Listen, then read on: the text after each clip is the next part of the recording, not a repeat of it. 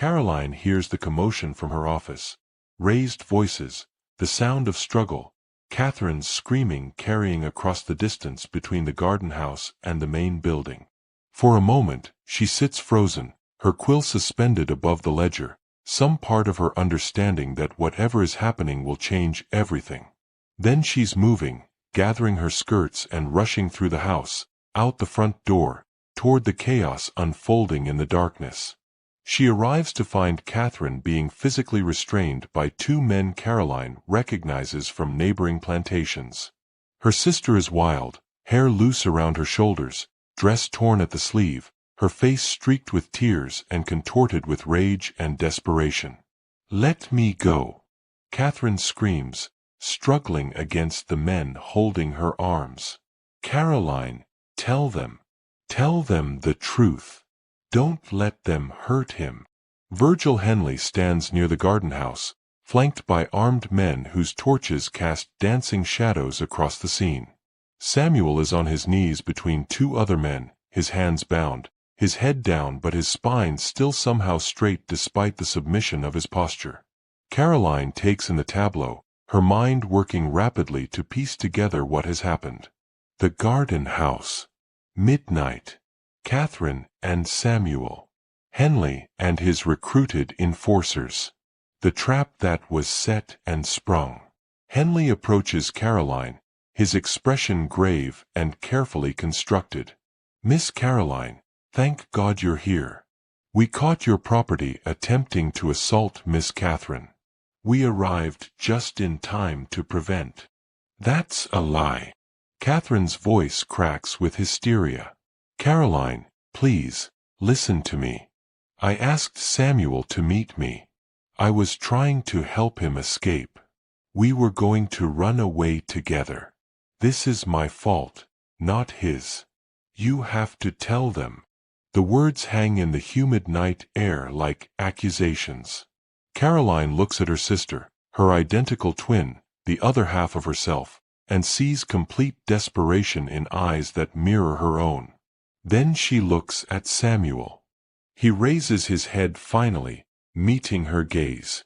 In his eyes, Caroline sees no accusation, no plea, just a deep, bone-tired resignation. He knows what she's going to do. He's already accepted it. For a fleeting second, one heartbeat, one breath, Caroline hesitates. She sees the situation clearly.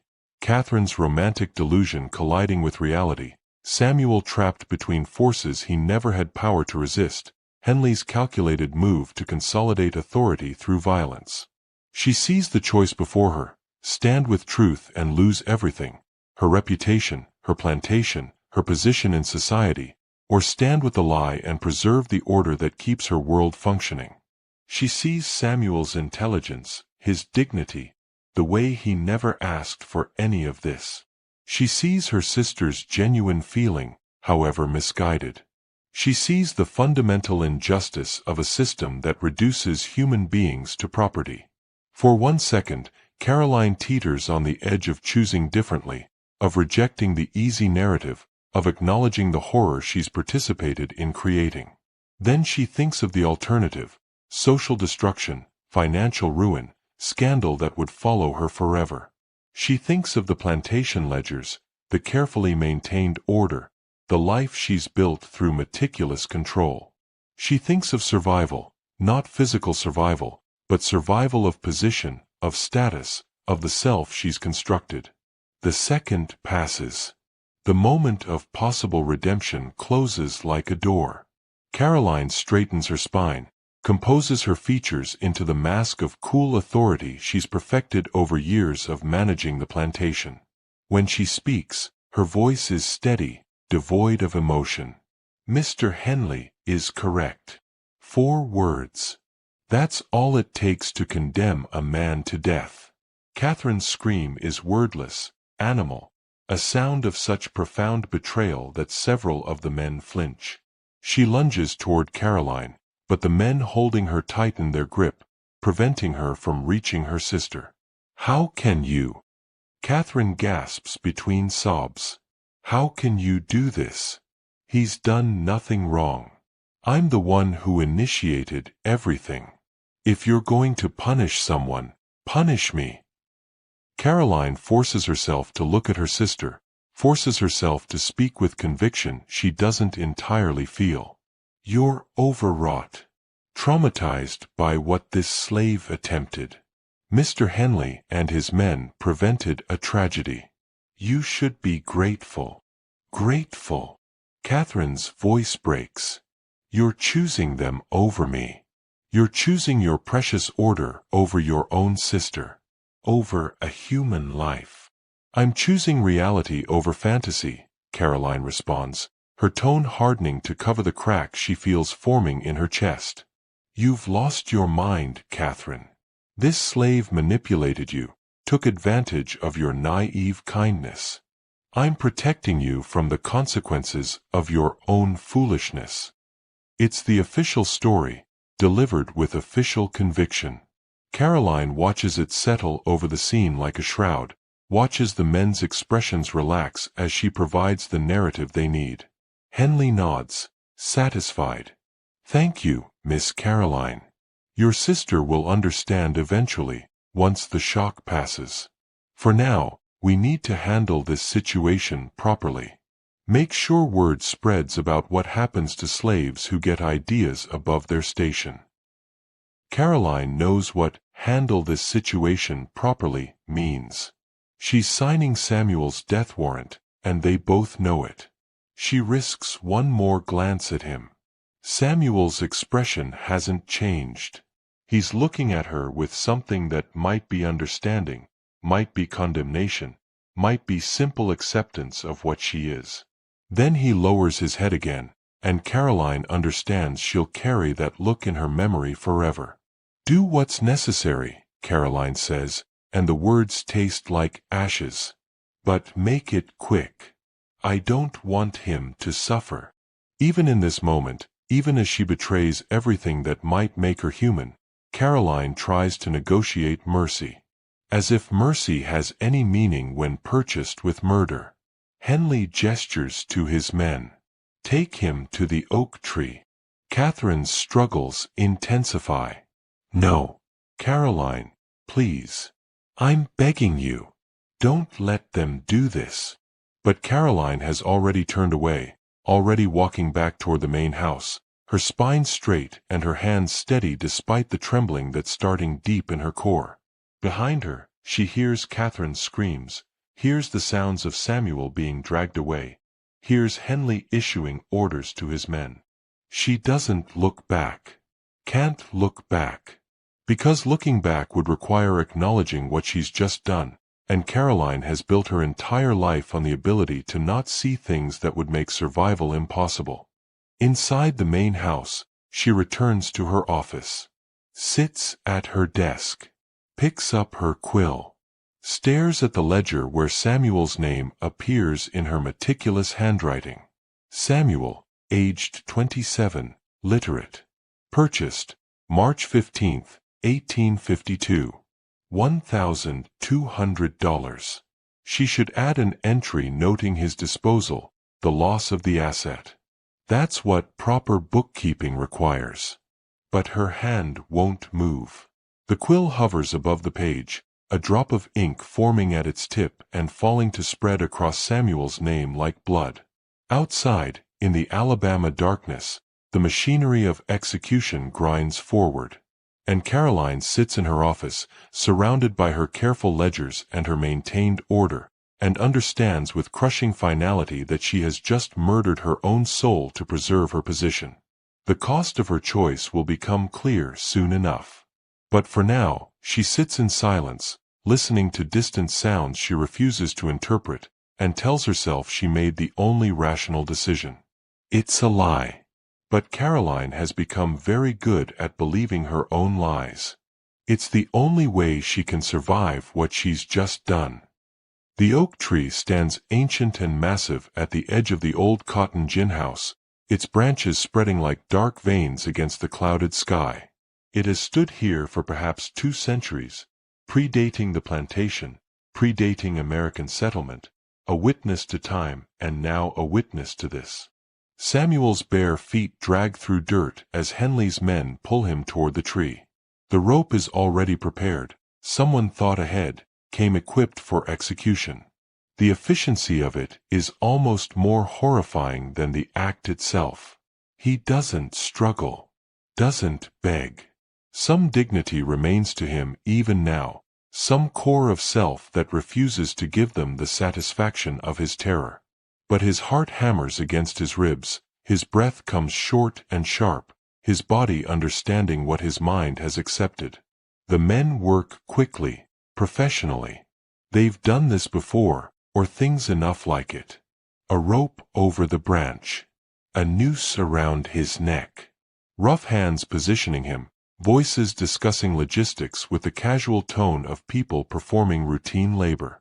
Samuel keeps his eyes open. Looks at the plantation one last time. The main house with its pretentious columns, the quarters where people who share his fate sleep or lie awake listening, the fields that have drunk so much sweat and blood and tears. He thinks of his mother, sold away when he was 12, her face already fading from memory. He thinks of the wife of his first owner, the Quaker woman who taught him to read and gave him the dangerous gift of literacy. He thinks of Catherine, her desperate declarations of affection that could never overcome the fundamental corruption of their situation. He thinks of Caroline's face as she made her choice, the moment when survival instinct triumphed over humanity. And he thinks, this is what the system does. This is how it maintains itself. Through spectacle and terror, and the reduction of people to examples, to warnings, to bodies that send messages. Any last words? Henley asks, not from mercy but from some adherence to ritual that makes execution feel legitimate rather than murder. Samuel considers saying something profound, some final statement that will echo through time. But what words could possibly matter now? Instead, he says simply, I was never yours to kill. Whatever you do to this body, you never owned who I was. It's a small rebellion, a tiny assertion of humanity that the system spent his entire life trying to erase. But it's all he has left. Henley's expression hardens. Get on with it. The platform drops. Samuel's body falls the short distance and the rope catches, stops, holds. Death is not instantaneous. The rope is positioned wrong, or the drop too short, and instead of a quick broken neck, Samuel strangles. His body convulses, fighting for air his crushed throat cannot provide. His feet kick at nothing, searching for purchase that doesn't exist. Time stretches, each second an eternity of suffocation. The men watch impassively. This is justice to them, necessary maintenance of the social order. They see not a human being dying in agony but an example being made, a message being sent. Then, from the direction of the main house, comes the sound of running footsteps. Catherine has broken free somehow, has overpowered or eluded the men assigned to restrain her. She runs with her dress hiked up, her hair streaming behind her, her face a mask of horror as she registers what's happening at the oak tree. The sound that comes from her throat when she sees Samuel's body, still twitching, still dying, is not human. It's something primal and broken, grief so profound it transcends language. She collapses to her knees in the dirt beneath the hanging body, her hands reaching up as if she could somehow pull him down, save him, undo what has been done. But the rope is too high, his body beyond her reach, and she can only kneel there making sounds that have no words. Samuel's convulsions begin to slow. His body goes gradually still. The life leaves him in stages. First movement, then the subtle signs of consciousness, finally the animating force that separated human from meat. Catherine wraps her arms around his legs, holding him, her entire body shaking with sobs that come from somewhere deeper than lungs or throat. She's holding a corpse but she doesn't release him, can't release him, as if her grip alone could anchor him to life. The men stand awkwardly, uncertain how to handle a white woman's grief over a dead slave. It doesn't fit the narrative, doesn't conform to how these scenes are supposed to play out. White women should be grateful for rescue, not devastated by the execution of their supposed assailant. The commotion has drawn others from the quarters. Despite the danger of showing too much interest in white people's business, enslaved workers emerge from their cabins, drawn by the sounds of anguish and death. They gather at a careful distance, watching the scene unfold. Old Dinah stands at the front of the small crowd, her ancient face carved from stone. She has seen too much in 63 years, has witnessed countless horrors, countless deaths, countless examples made of people who stepped wrong or looked wrong or existed wrong in a system designed to destroy them. She looks at Samuel's body swaying slightly in the humid breeze. Looks at Catherine collapsed in grief. Looks at Henley and his men standing with their rifles and their righteousness. Looks at the whole rotten structure of the world that produced this moment. And old Dinah speaks. Her voice carries across the night, clear and cold and absolutely fearless, because what more can they take from a woman who has already survived 6 decades of enslavement? They killed him over jealousy. The words land like physical blows. Everyone freezes, the men, the watching enslaved workers, even Catherine in her grief. 2 white women fighting over a colored man, Dinah continues, her voice rising. That's what this is. That's what this has always been. Don't dress it up as justice or protection or any of your other lies. They killed him because they wanted to own him and couldn't share. The truth, spoken plain and undeniable, shatters the comfortable narrative Henley has constructed. Murmurs spread through the gathered workers, agreement, recognition, the dangerous realization that the violence they've just witnessed had nothing to do with justice and everything to do with white people's conflict spilling over into black people's deaths. Henley turns toward Dinah, his hand moving to the pistol at his belt.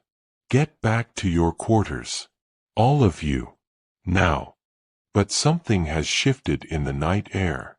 The fear that usually keeps people compliant has been momentarily overwhelmed by rage, by grief, by the accumulated weight of too many deaths, too many injustices, too much suffering. Isaac steps forward from the crowd. He's holding a shovel, not raised threateningly, just held in his hands. But the gesture is unmistakable. A tool that could become a weapon. A statement that compliance has limits. She's right, Isaac says quietly. We all saw what happened. We all know why Samuel died. Not because he did anything wrong, but because you people can't handle what you've created. More workers step forward. Not all, not even most. Fear still controls the majority. But enough. A man named Silas picks up a piece of firewood. Another woman grabs a rake. The implements of their enslavement transforming into symbols of potential resistance. Henley sees the situation deteriorating, sees the pattern he's witnessed on other plantations where executions sparked uprisings, where violence begot violence. He and his men are outnumbered, and the workers have reached that dangerous point where death seems preferable to continued submission. Everyone stay calm, Henley commands, but his voice holds uncertainty for the first time. Put down those tools. This doesn't have to escalate. But it's already escalating. Old Dinah has named the truth, Isaac has made the first gesture of resistance, and now the accumulated rage of people who have nothing left to lose is rising like floodwater, impossible to contain. Catherine, still kneeling beneath Samuel's body, seems to come back to herself. She looks at the confrontation building around her, at the enslaved workers with their improvised weapons, at Henley and his men with their guns. And Catherine makes her own choice. She stands slowly, unsteadily. She pulls the small pistol from her pocket, the weapon she'd brought for protection during the planned escape, the gun she'd forgotten about until this moment. Her hand shakes as she raises it, pointing not at the enslaved workers but at Henley. You killed him, she says, her voice hollow and broken but her aim steady. "You murdered him. And my sister let you do it." The night holds its breath. Everyone frozen in the moment before catastrophe, when violence hovers like summer lightning, ready to strike in any direction. Then Catherine pulls the trigger. The shot echoes across the plantation grounds, and everything that was balanced on the edge of collapse tips irrevocably into chaos. Catherine's first shot hits Cutler, the overseer from the neighboring plantation. He stumbles backward, clutching his chest, surprise transforming his face before he collapses. The sound of his body hitting dirt is lost beneath the explosive chaos that follows. Henley raises his rifle, aiming at Catherine, but Isaac moves faster. The shovel swings in a wide arc, connecting with Henley's skull with a sound like melon cracking. Henley staggers, blood streaming from his temple, the rifle falling from his hands. And then the night erupts into violence that has been building for generations. Silas swings his firewood at another of Henley's men, catching him across the jaw. The man's teeth scatter like seeds as he goes down. The enslaved workers, not all of them, maybe 20 at most, but 20 people with nothing left to lose, surge forward with their improvised weapons, with their bare hands, with rage that has been compressed and contained for lifetimes until this moment when it finally explodes. The armed men have guns, but guns require time to reload after each shot, and in close quarters with multiple attackers, firepower becomes less decisive. A rifle goes off, and someone screams, one of the field hands, shot through the stomach, dropping to his knees with blood spreading dark across his shirt. But the others press forward. A woman whose name was never recorded in plantation ledgers drives a garden rake into the throat of a man who once whipped her son. Old Dinah, 63 years old and moving with shocking speed, swings a cast-iron skillet with enough force to shatter a kneecap. Catherine fires again, and again, each shot finding one of Henley's men. She's screaming as she shoots, wordless sounds of grief and fury and something like vindication. They killed Samuel, so she'll kill them. The logic is simple, immediate, born from agony rather than strategy. One of the men manages to reload his rifle, aims at Isaac. The shot goes wild as another enslaved worker, a young man named Marcus, tackles him from the side. They go down together, fists and elbows and desperate violence. Marcus gets his hands around the man's throat and squeezes until the thrashing stops. Henley, staggering from Isaac's blow but not dead, pulls his pistol with shaking hands. His vision blurred by blood, he aims in Catherine's general direction and fires. The shot misses Catherine but catches someone behind her, a house worker who had come to see what the commotion was about, now crumpling with a bloom of red spreading across her dress. Isaac brings the shovel down again, this time with deliberate force aimed at ending rather than stunning. Henley's body goes still, his blood soaking into Alabama soil that has drunk so much blood before, will drink so much more before morning. The violence is brief, perhaps 5 minutes of actual fighting, but utterly devastating. Bodies litter the ground near the oak tree where Samuel still hangs, his death the spark that ignited this conflagration. And then Caroline arrives, drawn by the gunshots, by the screaming, by some instinct that her carefully controlled world is collapsing. She stands at the edge of the carnage, her face pale in the flickering torchlight, trying to process the scene. Henley dead, his men dead or dying, enslaved workers with blood on their hands, Catherine standing with an empty pistol still pointed at nothing. "What have you done?" Caroline's voice is barely audible over the sounds of wounded men groaning. "Catherine, what have you done?" Catherine turns to face her sister. Her dress is spattered with blood, Samuel's, from when she held his body, and the blood of the men she's killed. Her face holds something beyond grief, beyond rage. Something that looks like freedom purchased at terrible cost. "What have I done?" Catherine's laugh is broken glass. "What have you done? You sided with them. You condemned an innocent man to death to preserve your precious order.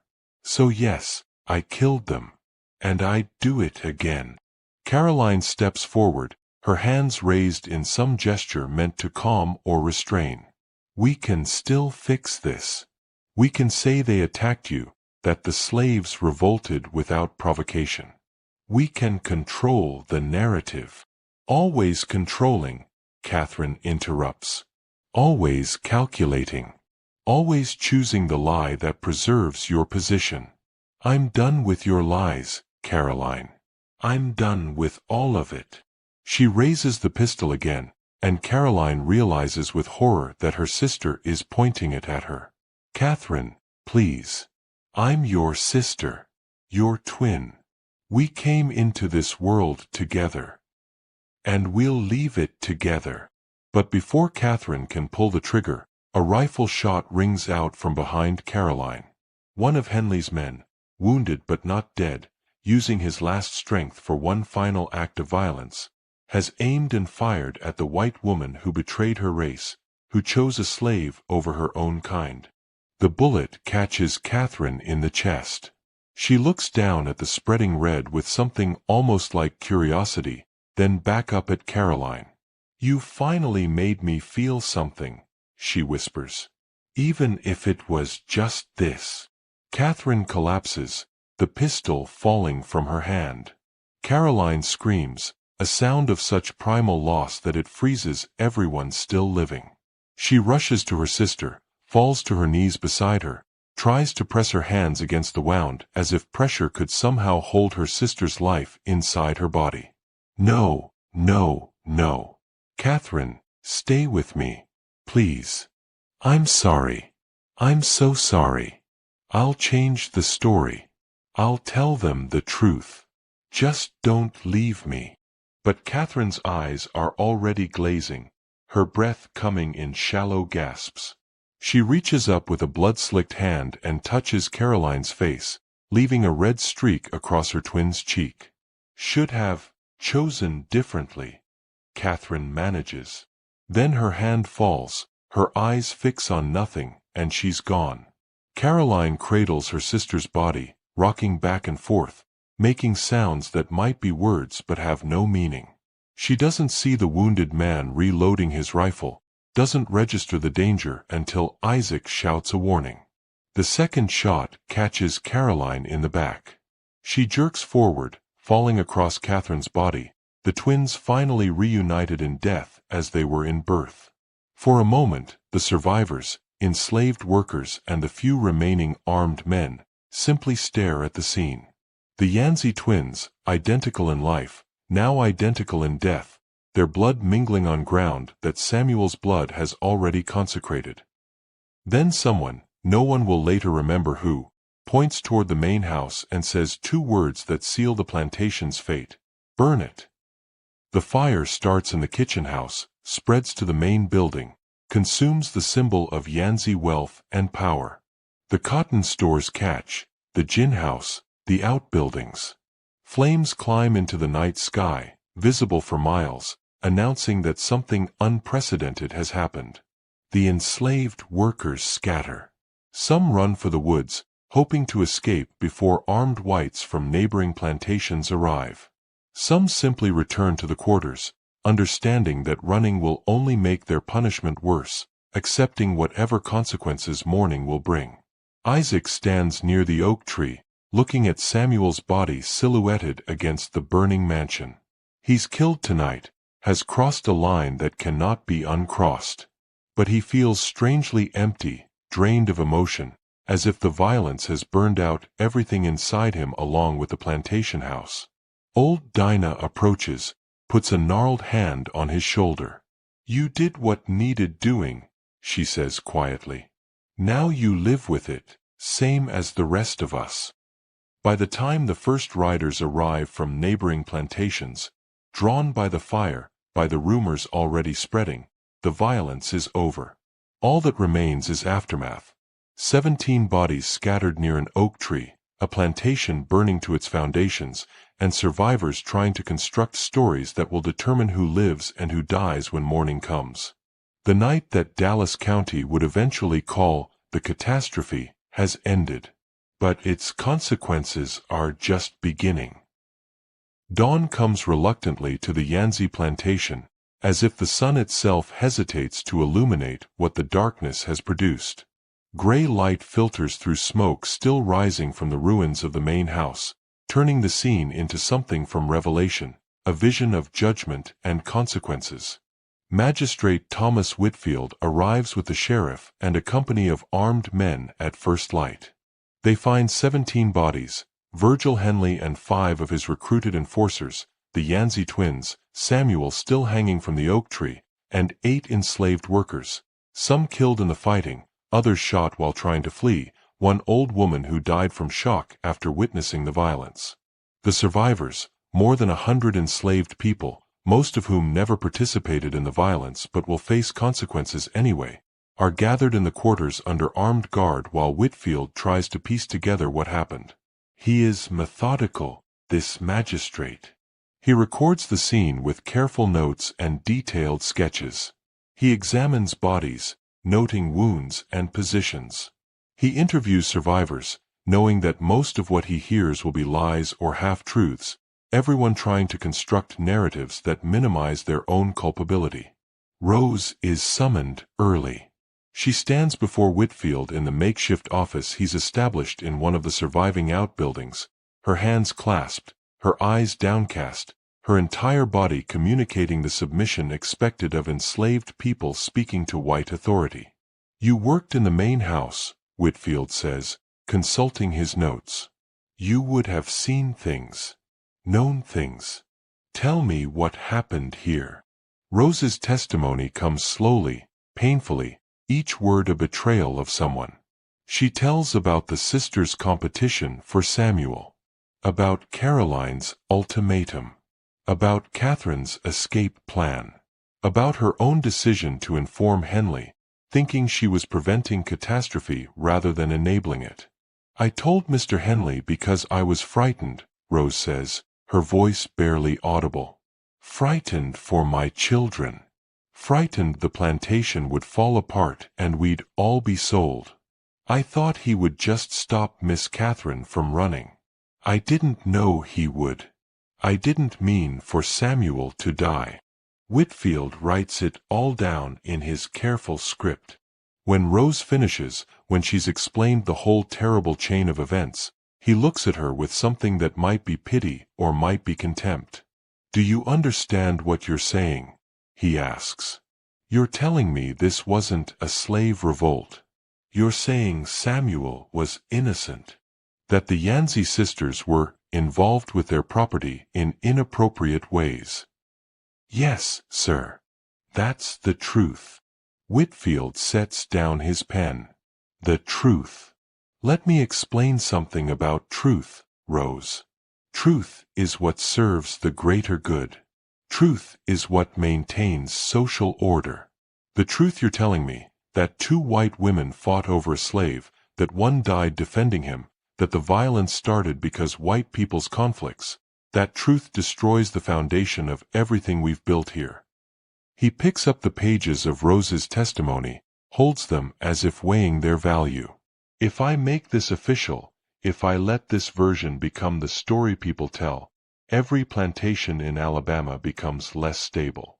Enslaved people start thinking white people are weak, divided, vulnerable. White families start questioning whether their neighbors are maintaining proper discipline. The whole system shakes." Rose understands what she's hearing. The truth she's told, the testimony she's given, it will be buried because the truth is too dangerous to acknowledge. "What will you write instead, sir?" she asks. Whitfield's expression hardens. "I'll write what needs to be written. That Samuel attempted to assault Catherine Yanzi. That Henley and his men intervened. That the enslaved population revolted to protect Samuel, overwhelmed their defenders, and killed 2 innocent white women in their rage. It's a tragedy, a terrible loss of life, but it fits the proper narrative. That's not what happened. That's what will be recorded as having happened." Whitfield seals Rose's actual testimony in an envelope, makes a notation that it's to be locked away, not to be opened without special authorization. Your words will be preserved, but they'll be buried. Perhaps someday, when it's safe, someone will read them and understand what really occurred. But that day is not today. Other testimonies follow. Isaac is questioned and provides his own version, careful, calculated to minimize the organized nature of the resistance, emphasizing instead spontaneous rage at witnessing Samuel's execution. Old Dinah confirms basic facts but volunteers nothing that would implicate others unnecessarily. The white survivors from neighboring plantations, the few men who escaped the violence, tell their version: unprovoked slave revolt, heroic attempted defense, tragic deaths of innocent ladies. Their stories align perfectly because they're all telling the same comfortable lie. By noon, Whitfield has constructed his official report. It names Samuel as the instigator, portrays Henley as a hero who died protecting white womanhood, describes the Yancey twins as victims of slave brutality. It's a fiction, but it's a fiction that preserves the system. The consequences of that fiction unfold quickly. The surviving enslaved workers are gathered for auction, families torn apart, children sold away from parents, communities that have existed for generations scattered across the Deep South. The Yancey land is seized to settle debts and eventually purchased by a cotton factor from Montgomery who will rebuild and continue production with newly purchased workers. Rose watches her family loaded onto wagons, bound for different plantations, different futures. Her husband sold to Mississippi. Her children divided between buyers from Louisiana and Georgia. Her last glimpse of her youngest daughter, the 5-year-old she tried to protect by betraying Samuel, shows a child screaming for her mother, reaching back toward Rose as the wagon pulls away. The price of Rose's choice, of everyone's choices, is counted in these separations, these destructions of bonds that slavery never acknowledged as legitimate, but that were nevertheless as real and as necessary as any legal marriage. Isaac is sold to a factory in Selma, his knowledge of Samuel's innocence and Henley's crime buried inside him along with so much other rage and grief that enslaved people carry silently through their lives. Old Dinah dies 2 weeks later, officially from age and exhaustion, though those who knew her understand she simply chose to stop living, having witnessed one catastrophe too many in her 63 years. The oak tree where Samuel died is cut down on Whitfield's orders. Its wood is burned, the stump dug up and removed, as if eliminating the physical evidence can somehow erase what happened there. But the ground where it stood remains bare. Nothing grows there for years, as if the earth itself remembers what it witnessed. Whitfield seals his report along with the testimonies that contradict his official version. He marks the package with instructions that it not be opened for 73 years, until 1925, until everyone directly involved is dead and the immediate danger of truth has passed. As he prepares to leave the ruined plantation, a young deputy asks him why he's sealing the records rather than destroying them entirely.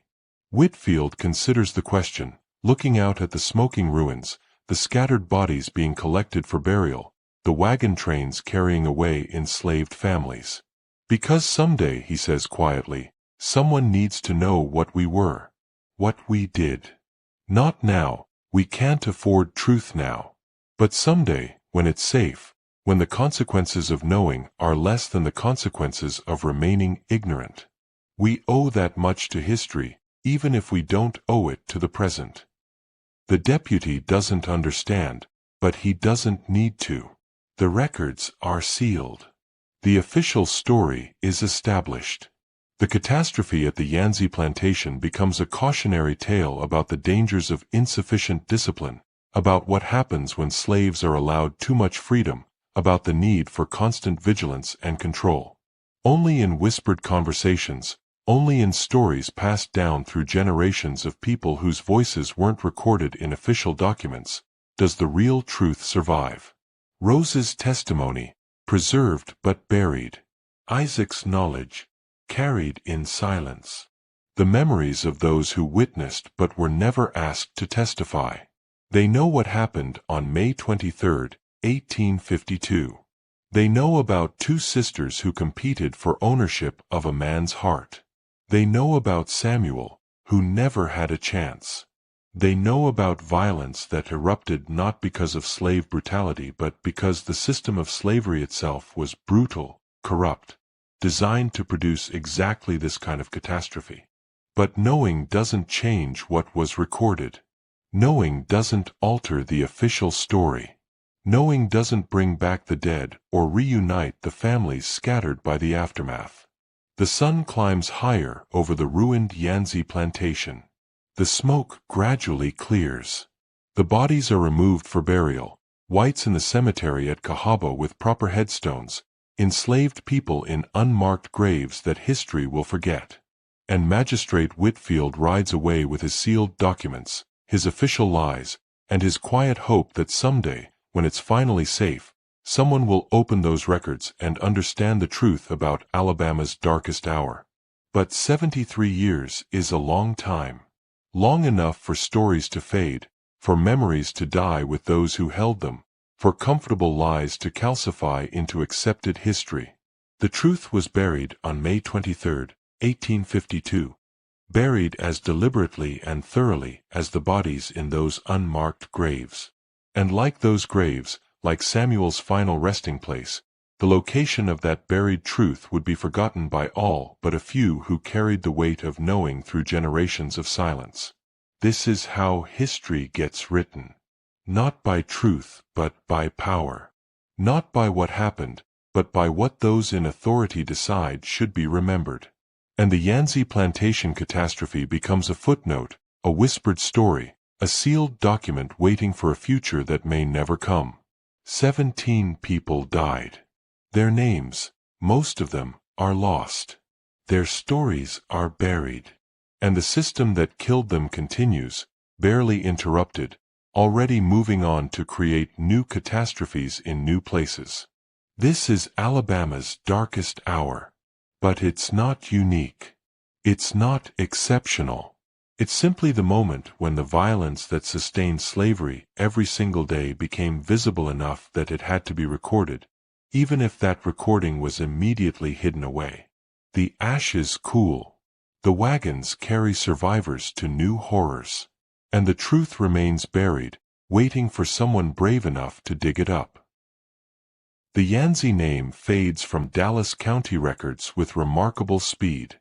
Within a year of the catastrophe, no trace remains of the family that once commanded 3,000 acres and 143 human lives. The land is divided, sold, renamed. The mansion's ruins are cleared away, the charred timbers buried or burned, the foundations filled in as if erasing the physical structure can somehow erase what happened there. The enslaved workers who survived are scattered across the deep South in an auction that takes 3 days to complete.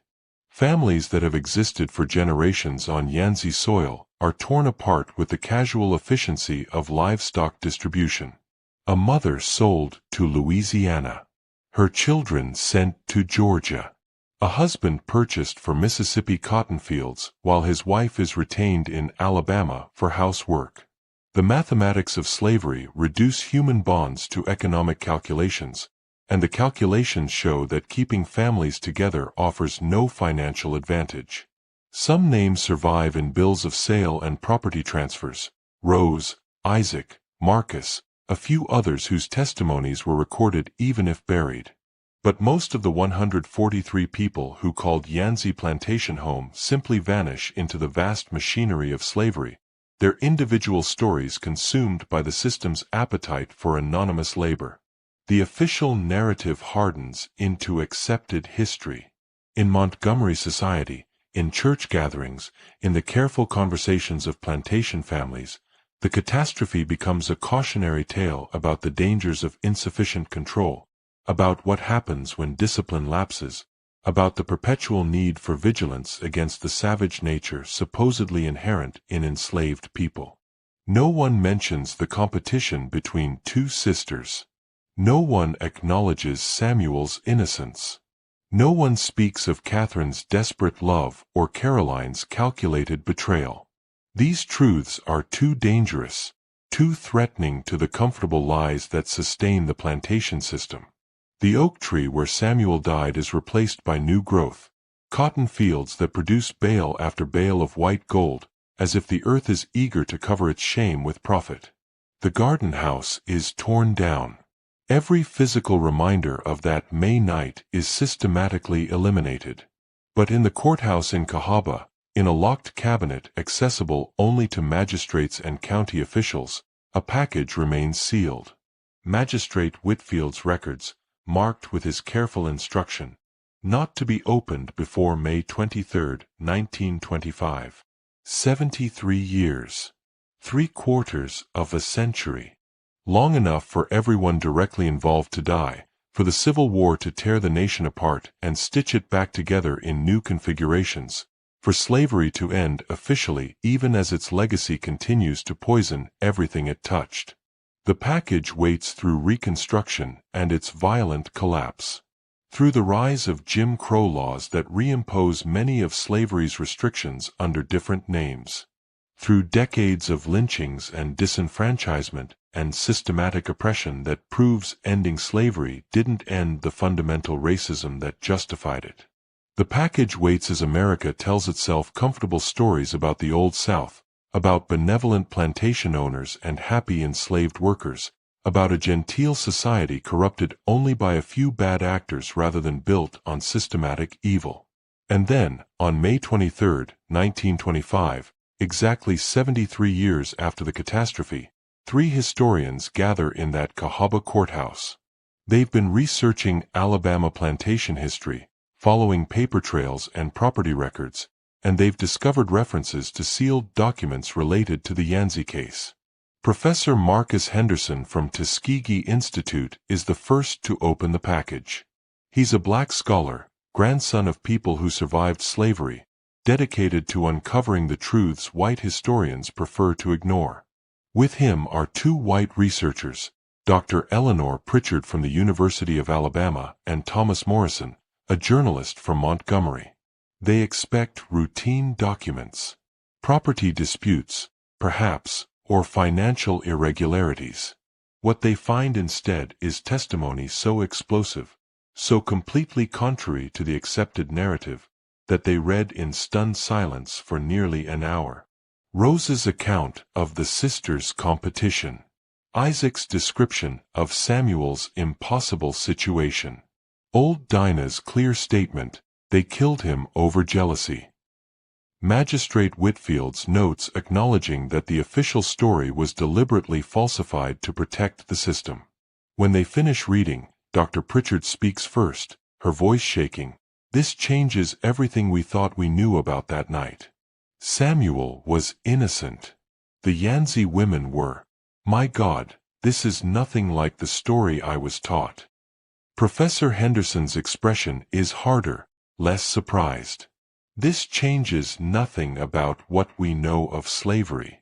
It just confirms what we've always understood, that the system was designed to produce exactly these kinds of horrors. The only surprise is finding it documented so clearly. Morrison, the journalist, begins making notes, already composing the article that will expose these revelations. But Dr. Pritchard stops him. Wait. If we publish this, if we tell people that the accepted story about Yancey Plantation is a lie, we'll face enormous resistance. There are families with reputations built on that accepted narrative.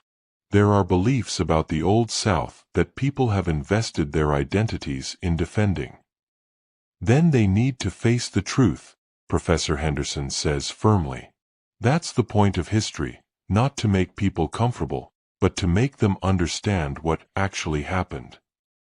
But Henderson underestimates the power of comfortable lies. When Morrison's article appears in the Montgomery paper, the backlash is immediate and fierce. Historians attack the credibility of the sealed documents. Descendants of plantation families insist the testimonies are fabricated or exaggerated. The prevailing narrative, of slave revolt and innocent victims, is defended with a fervor that reveals how much white Southern identity has invested in that particular story. Within 3 months, pressure from prominent families and university donors forces all 3 researchers to stop their investigation. Professor Henderson is threatened with losing his position at Tuskegee. Dr. Pritchard faces accusations of slandering respected Alabama families. Morrison's paper is pressured to print retractions. The documents are resealed, this time with no specified opening date. The truth returns to darkness, and the comfortable lies resume their dominance. But something has changed. The story is out there now, fragmentary and suppressed but undeniably documented. Some people know the truth about May 23, 1852. Some people understand what really happened at the Yancey plantation. And they begin to ask questions about other sealed documents, other buried testimonies, other truths that power has hidden to protect itself. They begin to understand that the Yancey catastrophe wasn't an anomaly. It was simply one moment when the everyday violence of slavery became visible enough to require documentation, even if that documentation was immediately concealed. This is the real horror, isn't it? Not that one terrible thing happened on one Alabama plantation, but that terrible things happened constantly, systematically, by design. The Yancey catastrophe stands out only because someone bothered to record it, because Magistrate Whitfield had enough conscience to preserve the truth even while burying it. How many other Samuels died on other plantations with no one to document their innocence? How many other women like Rose faced impossible choices that haunted them forever? How many other families were torn apart at auctions while society looked away? The system that allowed one human to own another produced catastrophes every single day. The Yancey plantation simply provides one night where we can see clearly what was always happening, what the comfortable narratives always concealed. Samuel was 27 when he died. He had dreams, thoughts, fears, hopes, a full human interior life that slavery tried to deny but couldn't erase.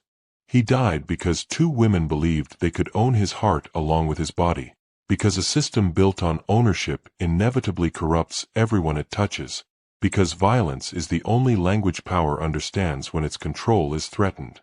17 people died that night. Their names deserve to be remembered: Samuel, Isaac, Old Dinah, Silas, Caroline Yancey, Catherine Yancey, Virgil Henley, and the others, the field hands and houseworkers and enforcers whose names appear in casualty lists but whose stories were never told. They died because slavery was evil. Not complicated, not nuanced, not a system with both good and bad aspects, evil. Fundamentally, systematically, irredeemably evil. And that evil didn't end when slavery ended legally. It transformed, adapted, found new expressions, but the poison it introduced into American society continues to affect us today. This is why these stories matter. This is why we dig up buried testimonies and challenge comfortable narratives. Because the lies we tell about our past shape the present we inhabit. Because forgetting history doesn't free us from it, it just ensures we'll repeat it. If you're here, if you've listened to this story all the way through, you understand something important, that the darkest chapters of our history are often the ones we tried hardest to forget. That truth matters even when, especially when, it's uncomfortable. That we owe the dead the dignity of being remembered accurately, not as props and sanitized fables but as complex human beings destroyed by systems we're still trying to fully reckon with. Subscribe to this channel if you want to be part of uncovering these forgotten histories. Hit that notification bell to join a fellowship dedicated to preserving stories they wanted buried. And in the comments, tell me what resonated with you about Samuel's story, or what questions it raises about the histories you were taught. May 23, 1852. Alabama's darkest hour. But also a mirror held up to every hour of slavery's existence, every day the system operated, Every moment when human beings were reduced to property and love became indistinguishable from ownership. Remember their names. Remember what happened. And remember that forgetting is not innocence, it's complicity. See you in the next story.